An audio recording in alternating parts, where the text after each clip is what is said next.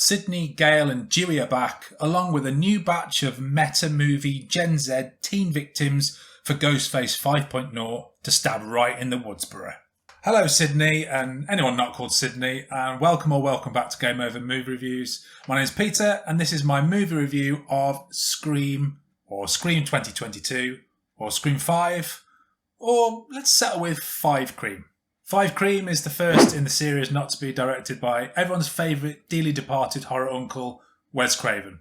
And it's always a worry when a powerhouse like Craven is no longer around to take control of a franchise sequel, especially for one as beloved, popular, and generally very well received as the Scream franchise. Duo Matt Bettinelli-Olpin and Tyler Gillett are in the chairs this time, coming off the back of the quite good Ready or Not and the not that good Southbound, or at least 2 of those anthology stories. And we all know the drill by now, set 10 years after Scream 4, which I saw for the first time a few weeks back and really enjoyed.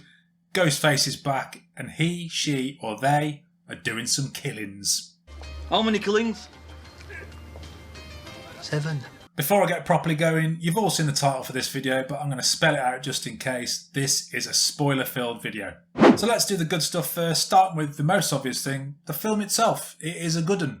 And I mention this particularly because of the lack of Craven, but also because this is the 5th entry in a long-running horror series. How many part 5s of horror series can you say are actually really good? And I'm not talking cheesy so bad it's good like Halloween 5, or we might as well keep making them Saw 5. I'm talking well-made, well-written, worthy entries into a horror franchise.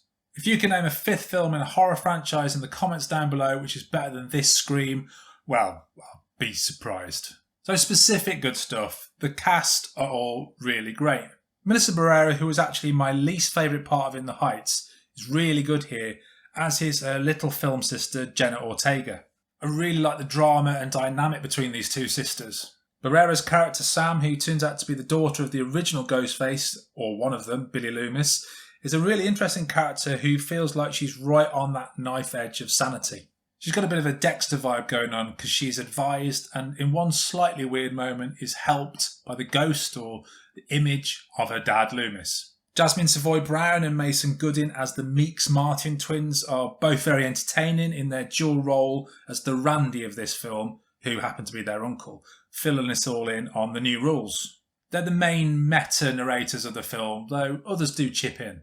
Jack Quaid is also fantastic, coming off the back of a similarly likeable role in The Boys. This guy oozes likeability, and though his character does use some clever alibi work, I was pretty sure early on he was one of the Ghostfaces, because there has to be more than one now. And you do get the feeling that the film is fucking with us with this character. At times it seems pretty obvious he's Ghostface, and then you think, well, I'm not sure he is now. And I think that made his Ghostface reveal actually surprisingly rewarding. It's almost like your reaction to a practical joke. It's kind of a, ooh, you crafty bastards. The favourites, Nev Campbell, Courtney Cox, David Arquette, and Mary Shelton as Sheriff Judy Hicks are all excellent, and you can feel that they all love this franchise. These are not dried up, desperate actors here for the money, although I suppose none of them have been that busy over the years, but they are the real deal. And I love the fact that 2 of these characters met their fate. It gave the film a bit more bite, a bit more weight. If these established characters can die when they survived 4 films, anyone can die. Though Dewey dying, totally gutted.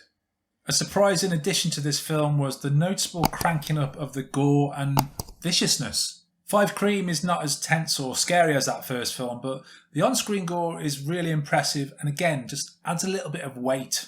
Your favourite character is not just going to be stabbed in the back a little bit by Ghostface. They're going to be very slowly stabbed in the neck, or get carved open front to back with impressive double knife skills. And there's almost a gleeful nastiness in the dispatching of the Ghostfaces at the end. They get shot, stabbed, burnt, shot again, and I am absolutely all for it.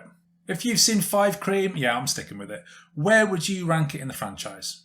I think I would probably just about rank it second, though 2 and 4 are very close in that running. And of course, I have to ask it, What's your favourite scary movie? to the not-so-good stuff of Scream. There you go, I've stopped saying it now. Mikey Madison's Amber Freeman was not a particularly interesting character, and in all honesty, not a very good reveal as the other Ghostface. I like the fact that once she was revealed, her psycho levels went up to about 20 and she was a lot more entertaining, but Before then, she'd been a bit of a background character, a little bit annoying, and that meant her reveal didn't have the kind of, it's her factor. I like the killer's motives. Anyone who spends any time on social media, especially Twitter, will know that there are a lot of very toxic fandoms out there. I mean, there's been some pretty unsavoury stuff in the Scream arena just this week, so to go that slight extra stretch that a toxic fan could end up murdering those who don't respect their film, it feels very relevant and prescient. My other issues with this film is it's a little more serious than the other sequels, and it doesn't quite have that sharpness or indeed massive impact of the original. But what does? But considering this is the 5th entry in a horror series which has been running for 25 years, the fact that I came out of it not only very pleasantly surprised but extremely satisfied is testament that Matt Bettinelli-Olpin and Tyler Gillett absolutely understood the assignment. Uncle Wes would be proud. My score for Scream is 8 out of 10. Thanks for watching. Game over, man. It's game over.